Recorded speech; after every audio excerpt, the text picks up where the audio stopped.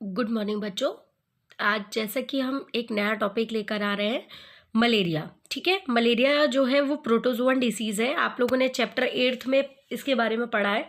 तो डिसीज़ के types, disease कितने प्रकार की होती है, ठीक है, ये सारी चीज़ों के बारे में वीडियो आपको अवेलेबल करा दिया गया है, आप उसे देख सकते हैं। आज हम बात करेंगे मलेरिया के बारे में। ठीक है, मलेरिया जो कि एक प्रोटोजोअन डिसीज़ है। ठीक है, malaria is caused by protozoan that is Plasmodium. ठीक है, ये प्लाज्मोडियम एक प्रोटोजोआ होता है जिसके थ्रू ये मलेरिया जो है वो होता है। ठीक है, इसके बाद बात करते हैं life cycle of plasmodium requires to host, first human और दूसरा मॉस्किटो। ये क्वेश्चन जो है ये आपको 1-2 मार्क्स में भी आता है पेपर में, एनसीईआरटी में, कि ऐसे वेक्टर का नाम लिखिए या ऐसे पैरासाइट का नाम लिखिए जिसके 2 होस्ट होते हैं। तो वो कौन है? प्लाज्मोडियम। ठीक है, प्लाज्मोडियम में पहला जो है वो है ह्यूमन और दूसरा कौन सा है? मॉस्किटो। क्लियर हो गया, समझ में आ गया? तो मलेरिया जो है वो किससे कॉज्ड होता है? प्लाज्मोडियम से। इसकी लाइफ साइकिल की यदि प्लाज्मोडियम की बात करें तो उसमें 2 होस्ट होते हैं, पहला होता है ह्यूमन और दूसरा होता है मॉस्किटो। क्लियर हो गया? ठीक है, नेक्स्ट अब हम आते हैं टाइप्स ऑफ मलेरिया। मलेरिया जो है वो 4 प्रकार का होता है। पहला होता है बेनाइन मलेरिया, दूसरा होता है क्वार्टर मलेरिया, तीसरा होता है मैलिग्नेंट मलेरिया और चौथा होता है माइल्ड मलेरिया। क्लियर हो गया, समझ में आ गया? अब हम इन मलेरिया के बारे में डिस्कशन करेंगे। तो सबसे पहला है बेनाइन मलेरिया। ये मलेरिया जो है ये प्लाज्मोडियम वाइवेक्स के द्वारा होता है और प्लाज्मोडियम वाइवेक्स वाला मलेरिया जो है वो इंडिया में बहुत कॉमन है। ठीक है, क्लियर हो गई ये चीज़? प्लाज्मोडियम वाइवेक्स वाला जो मलेरिया है ये बिनाइन मलेरिया होता है और ये भारत में बहुत ज़्यादा कॉमन है। क्लियर हो गई ये चीज़? चलिए, इसके बाद बात करते हैं incubation period is about 14 days. इसका जो इंक्यूबेशन पीरियड होता है वो कितना होता है? 14 डेज का होता है। अब ये इंक्यूबेशन डेज क्या होते हैं? देखो, जब कोई पैरासाइट हमारी बॉडी में आता है तो वो एकदम से बॉडी के अंदर अपनी मल्टीप्लिकेशन करना स्टार्ट नहीं करता। वो सबसे पहले एक नए एटमॉस्फेयर में आता है तो वहाँ के वातावरण को समझता है। उसके बाद धीरे धीरे धीरे करके वो क्या करता है? मल्टीप्लिकेशन करना स्टार्ट करता है। तो ये पीरियड जो होता है जब वो बॉडी के अंदर एंटर हुआ तब से लेकर जब वो इन्फेक्शन कॉज करेगा उसके बीच का जो एरिया होता है वो कहलाता है इंक्यूबेशन पीरियड। तो बिनाइन मलेरिया का इंक्यूबेशन पीरियड कितना होता है? 14 दिन का होता है। ये चीज़ क्लियर हो गई। फिर इसके बाद इसमें फीवर कब आने लग जाता है? फीवर तो इसमें 48 घंटे जैसे ही होते हैं पैरासाइट के बॉडी में एंटर होता है उसके 48 घंटे के बाद ही फीवर बॉडी में आने लगता है और फीवर आएगा फिर कम हो जाएगा, फिर एकदम अचानक से ठंड लगेगी फिर फीवर आएगा, ऐसे करके फीवर आता है। ठीक है, क्लियर हो गई ये चीज़? चलिए नेक्स्ट मलेरिया पे बात करते हैं। तो नेक्स्ट मलेरिया जो है वो क्वार्टरन मलेरिया है। ये जो क्वार्टरन मलेरिया है ये प्लाज्मोडियम मलेरी के थ्रू होता है। ठीक है, प्लाज्मोडियम मलेरी, ये याद रखिएगा। क्वार्टरन मलेरिया जो है वो प्लाज्मोडियम मलेरी के थ्रू होता है। इसका जो इंक्यूबेशन पीरियड होता है वो 28 से 30 दिन का होता है। क्लियर हो गया? Incubation period is about 28 to 30 days. Clear हो गई ये चीज़?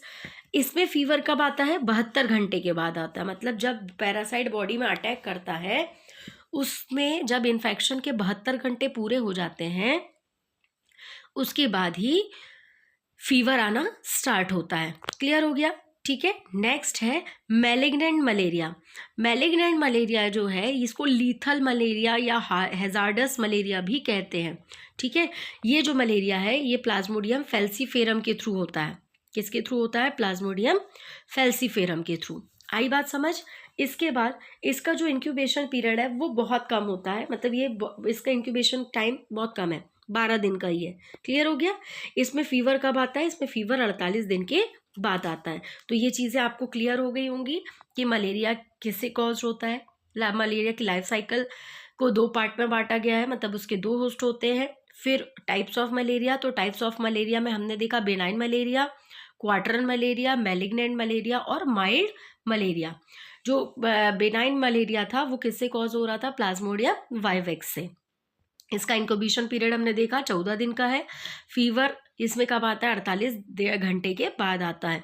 फिर क्वार्टर मलेरिया, ये जो है मलेरिया प्लाज्मोडियम मलेरिया के थ्रू होता है।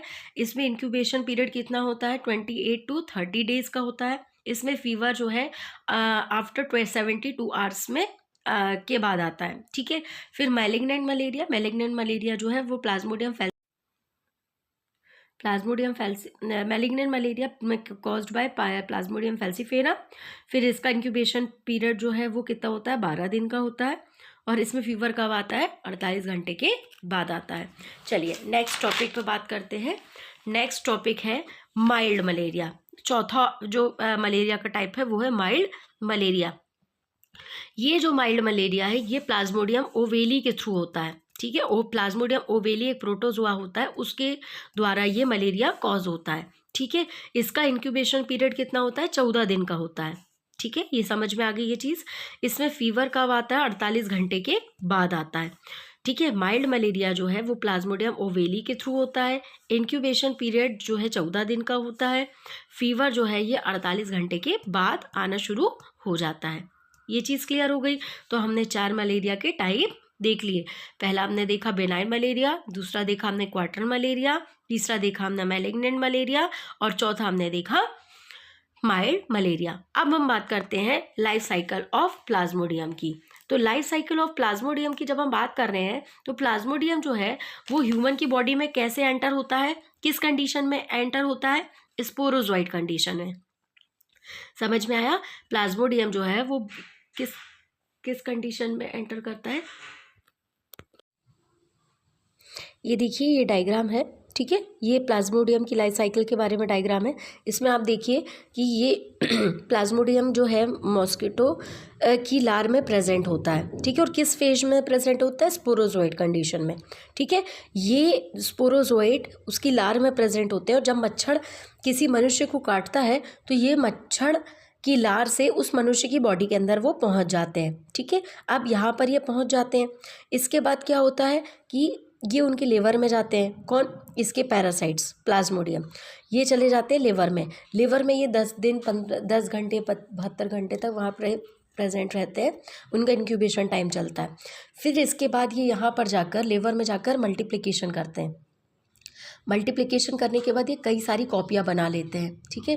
कई सारी कॉपियाँ बनाने के बाद ये क्या करते हैं? आरबीसीज को इन्फेक्ट करते हैं। रेड ब्लड सेल्स जो होती है उनको इन्फेक्ट करते हैं। किसकी? यकृत की, मतलब लिवर की, ठीक है।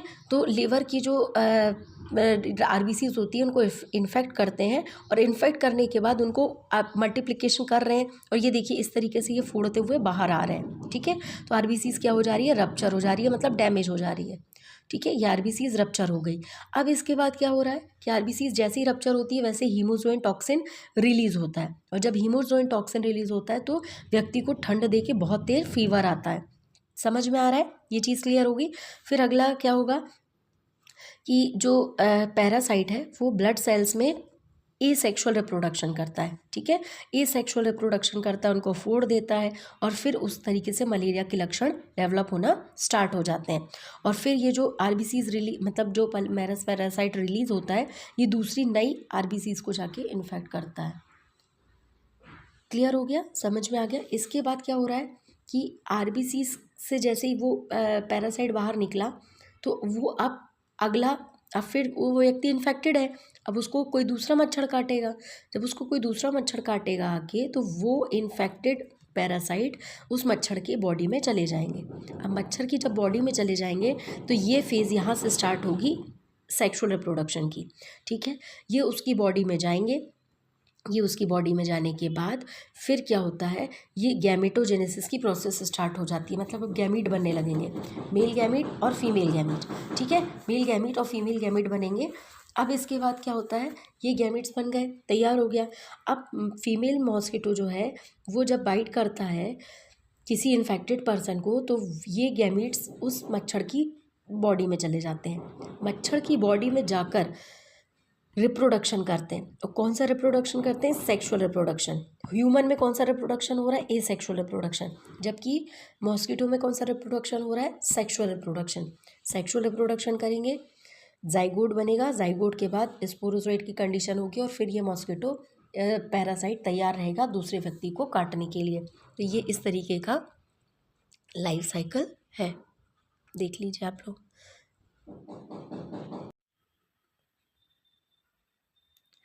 ठीक है, तो स्पोरोजोइड कंडीशन में ये जो है ये बॉडी के अंदर एंटर करता है, और ये किसके काटने से होता है? ये फीमेल एनाफिलीज वेक्टर जो होता है उसके काटने से ये मलेरिया होता है। चलिए अब लाइफ साइकिल के बारे में देख लेते हैं, लाइफ साइकिल का डिस्कशन कर लेते हैं। वहाँ पर आपको लाइफ साइकिल समझा देती हूँ, फिर उसके बाद हम आगे बढ़ेंगे। ठीक है, अब बात करते हैं, लाइफ साइकिल समझ में आ गई होगी आप लोगों को बहुत अच्छे से। अब हम यहाँ पर बात करते हैं सिम्टम की, मतलब लक्षण की। तो मलेरिया जब किसी व्यक्ति को होता है तो क्या क्या सिम्टम देखने को मिलते हैं? टायर्डनेस, बहुत ज़्यादा थकान महसूस होती है ना, मतलब वो व्यक्ति काम करने में सक्षम नहीं हो पाता है। फिर सर दर्द रहता है कंटिन्यूअसली, इतना सर में दर्द रहता है कि वो शांति से नहीं बैठ पाता है। मस्कुलर पेन, पूरी बॉडी में दर्द होता रहता है, और जब पूरी बॉडी में दर्द होता रहता है तो इस तरीके से वो एकदम अनईजी फील करता है। ठीक है, फिर malaria is characterized by recurring rigors lasting 6 to 10 hours. इसमें क्या होता है, मलेरिया जो है, मलेरिया का जो बुखार है वो रुक रुक के आता है, कंटिन्यूअसली बुखार नहीं होता। जैसे बुखार आएगा, फिर उसके बाद रुक जाएगा, फिर कम हो जाएगा, फिर एकदम से बुखार ठंड लगेगी और फिर बहुत तेज बुखार आएगा।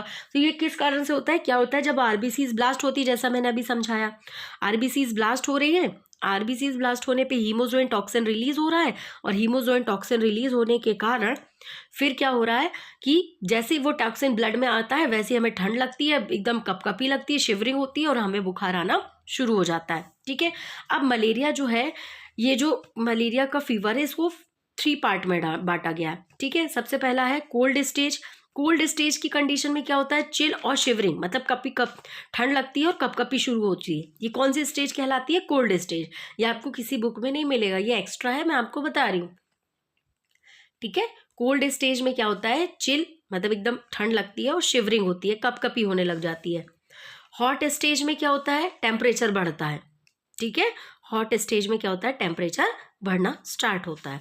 स्वेटिंग स्टेज में क्या होता है? जब भाई बुखार आता है तो perspiration and gradual fall in temperature, फिर एकदम ठंड दे के बुखार आता है, हम दवा खा लेते हैं तो स्वेटिंग चालू हो जाती है। अब जब स्वेटिंग चालू हो जाती है, मतलब पसीना निकलने लगता है, तो हमारा बॉडी का टेम्परेचर धीरे धीरे कम होने लग जाता है। ठीक है, ये चीज़ क्लियर हो गई आप लोगों को। अब बात करते हैं इसकी ट्रीटमेंट की। तो मलेरिया जो है वो किसके थ्रू ट्रीट होता है? इसमें हम देते हैं anti protozoan drugs. Anti protozoan drugs जो है वो कौन कौन सी है? क्लोरोक्वीन, क्विनाइन और प्राइमोक्विन। ठीक है, समझ में आ गया? 3 दवाइयां हैं, क्लोरोक्वीन, क्विनाइन और प्राइमोक्विन, याद रखिएगा। इनसे मलेरिया को ट्रीट किया जाता है। अब मलेरिया जब हो गया है तो डायग्नोज कैसे करेंगे? तो डायग्नोज करने के लिए मलेरिया किट का यूज़ किया जाता है, या फिर स्लाइड ऑब्जर्वेशन के थ्रू मलेरिया को डायग्नोज किया जाता है। मलेरिया का पता लगाना कि भाई सामने वाले को मलेरिया है कि नहीं है, तो उस कंडीशन में आजकल मलेरिया की किट चली हुई है, मलेरिया कार्ड से पता लगाते हैं, या फिर स्लाइड प्रिपरेशन से पता लगाते हैं। ठीक है, ये चीज़ क्लियर हो गई आप लोगों को। अब इसके बाद बात करते हैं कंट्रोल की। तो मलेरिया को कैसे कंट्रोल किया जा सकता है? तो अब हम यहाँ पर देखते हैं। सबसे पहला है eliminating the vector and their breeding place. Vector कौन हो गई? फीमेल एनाफिलीज, तो उसके ब्रीडिंग प्लेस को हम क्या कर दें? ख़त्म कर दें। जैसे क्या होता है बारिश के दिनों में पानी जमा हो जाता है, कूलर में पानी जमा रहता है, तो यहाँ पर ये क्या होते हैं, इसके लार्वा पनप जाते हैं, और फिर इसके लार्वा जो है वो मच्छर में कन्वर्ट हो जाते हैं। फिर avoiding stagnation of water in and around residential area. जमा पानी को रोकना बहुत दिक्कत वाला काम हो सकता है और बहुत ही घातक हो सकता है, लीथल हो सकता है। तो स्टेगनेशन ऑफ वाटर को हमें अवॉइड करना चाहिए घरों के आसपास से। फिर मॉस्किटो नेट का यूज़ करना चाहिए। Regular cleaning of house hold cooler, हमारे घर में कूलर है तो उनको रेगुलरली साफ़ करते रहना चाहिए ताकि पानी जमा ना हो और लार्वा ना डेवलप हो पाए। फिर क्या कर सकते हैं? Introducing a fish gambusia. हम यदि हमारे घर के आसपास कोई पॉन्ड है या कुआं है या कुछ भी है तो हम उसके आसपास क्या कर सकते हैं? गैम्बूशिया फिश को छोड़ सकते हैं। ये गैम्बूशिया एक ऐसी फिश है जो कि क्या करती है? मॉस्किटो के लार्वा को खा लेती है। समझ में आ गया?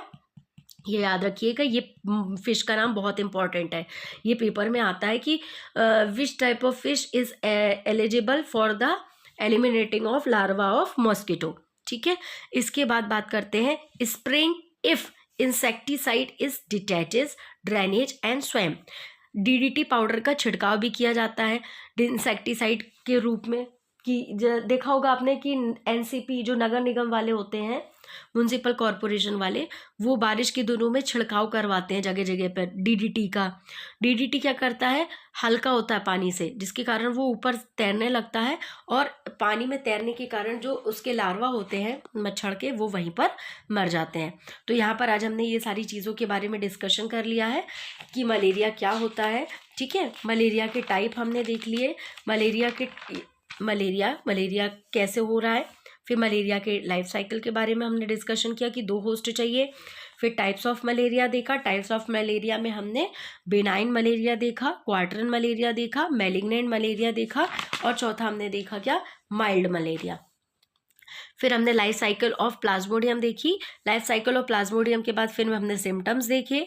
सिम्टम्स में 3 तरीके के सिम्टम दिखते हैं, कोल्ड स्टेज, हॉट स्टेज और स्वेटिंग स्टेज के में। ठीक है, फिर इसका डायग्नोसिस कैसे करते हैं वो आपको मैंने बता दिया, ट्रीटमेंट कैसे किया जाता है वो हमने यहाँ पर डिस्कशन कर लिया, फिर इसका कंट्रोल कैसे करते हैं हमने उसके बारे में बात कर ली। तो कैसे उनको कंट्रोल करना है, कौन सी फिश का यूज़ करना है ताकि उसके लार्वा को हम किल कर सके। नेक्स्ट टॉपिक में हम बात करेंगे किसके बारे में, नेक्स्ट टॉपिक में हम बात करेंगे वायरल डिसीज़ के बारे में। Thank you.